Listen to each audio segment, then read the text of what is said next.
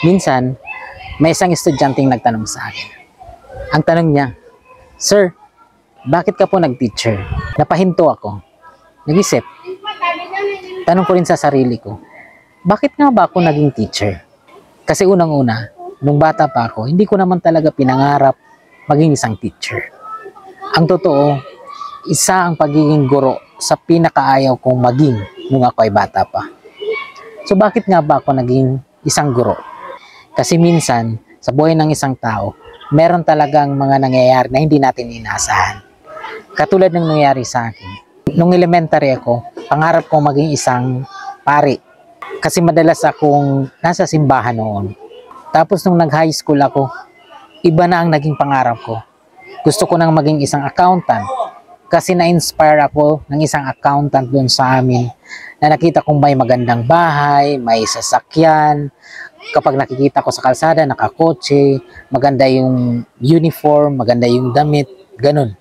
Kasi diba sa buhay natin, may mga pagkakataong nai-inspire tayo ng mga taong nakakasalamuhan natin. Pero nung magtungtong ako ng college, doon ako mas naguluhan. Kasi hindi ko alam kung ano yung course na kukunin ko. Sabi ko noon, kung saan mag-i-enroll yung mga kaibigan ko, doon na rin ako. Parang walang direksyon kung saan ba talaga pupunta ang karera ng buhay ko. Kaya nung nag-enroll ang kasama ko sa VetMed, sumabay na rin ako. So nagpa-enroll, nagpa-interview, nag-exam sa veterinary medicine. Nakapasok naman, pero hindi ako tumuloy. Sinubukan ko ring mag-enroll noon sa political science. Kasi sabi ko, baka magandang maging attorney na lang. So nagpa-interview, nag-exam, at dumaan sa proseso ng enrollment sa political science. Nakapasok naman, pero hindi rin ako tumuloy. So ang nangyari noon ay naghanap muna kami ng boarding house. Napunta kami sa boarding house na ang may-ari ay kabarangay namin. Pero lumipat na sila dun sa malapit sa university. Tapos pagpunta namin doon, yung isa sa mga anak niya ay professor sa engineering. So sabi, doon ka na lang mag-enroll sa engineering. So ang ginawa ko, nag-enroll nga ako sa engineering. At doon na nga ako natuloy sa mechanical engineering. So nag-engineering ako for 2 years. Tapos may mga nangyari sa pamilya at na-stop ako ng pag-aaral.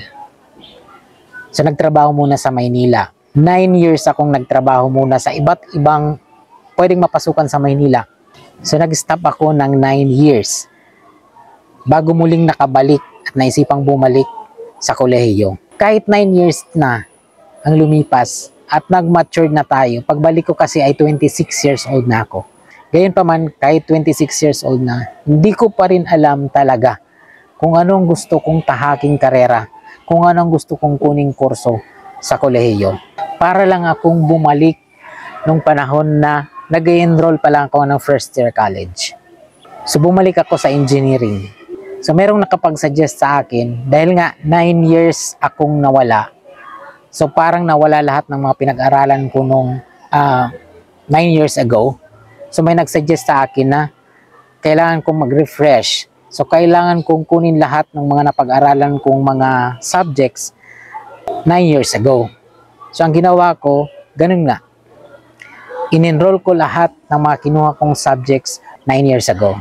Pero ang purpose ko talaga noon, kasi nga wala na sa sistema ko ang engineering. So ayaw ko na talaga ng engineering. Yun ang alam ko lang. So ang ginawa ko ay nag-enroll ako ng engineering para makakuha ng units ng mga grades na medyo okay para pwede na akong mag-shift sa ibang course. Yun talaga ang nasa isip ko ng mga panahon yun. Kaya after 2 years ng pagbabalik ko sa college, yung 2 taon na yun, ginawa ko talagang lahat para makakuha ng maganda-gandang mga grades. Ang plano ko lang talaga ay makakuha ng mataas na grado para makapag-shift to other courses. So ito na nga, enrollment. Dapat 3rd year college ako nung time na yon. Pero ang ginawa ko ay, bago ko mag-enroll, pumunta muna ako sa chapel ng university.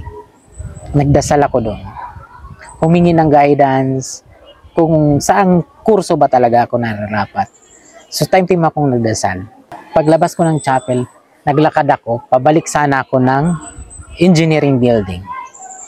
Pero nung dumaan ako sa College of Education, Di ko alam bakit parang may puwersang humihila sa akin na pumasok sa building na yon. Hindi ko naman pangarap maging teacher.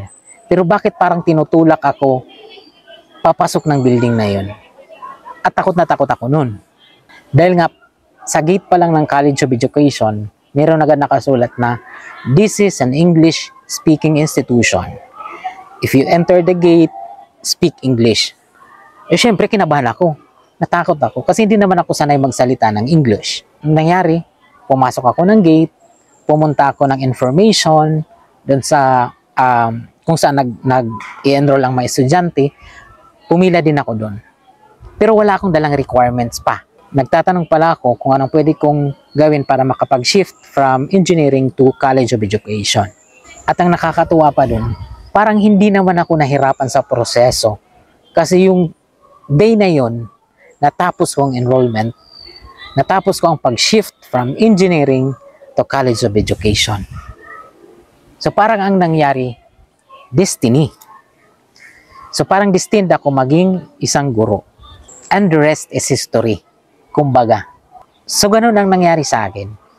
Yung isang bagay na hindi ko naman talaga pinangarap nung ako ay maliit pa. Nung ako ay nagsisimula palang mangarap, wala sa listahan ko. Yung pala talaga ang nakatadhana para sa akin. Kasi alam niya talaga, alam ng Diyos kung anong magiging best para sa atin. Kaya ikaw, trust Him. Go ka lang. Kasi meron na siyang mga planong nakalatag para sa'yo.